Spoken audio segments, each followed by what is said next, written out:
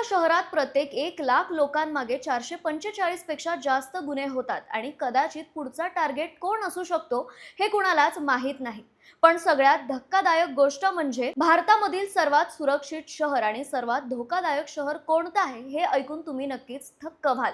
म्हणून हा व्हिडिओ शेवटपर्यंत नक्की बघा। भारतातील गुन्हेगारीबाबत एक मोठा आणि महत्त्वाचा रिपोर्ट समजून घेऊया। National crime records bureau NCRB ने क्राइम इन इंडिया 2023 हा रिपोर्ट जाहीर केला आहे आणि यात काही धक्कादायक आकडे समोर आले आहेत।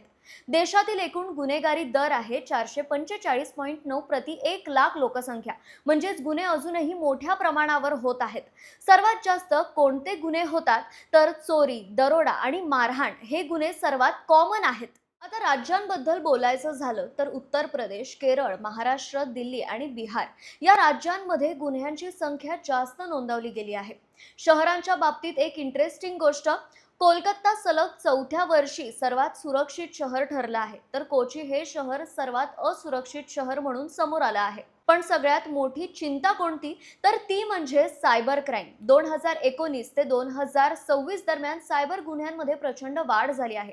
मोबाईल, सोशल मीडिया आणि इंटरनेट यांचा वापर करून फसवणूक वाढत आहे।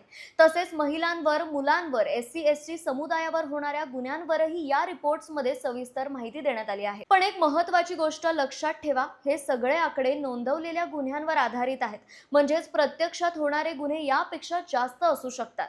त्यामुळे सतर्क राहणं खूप गरजेचं आहे।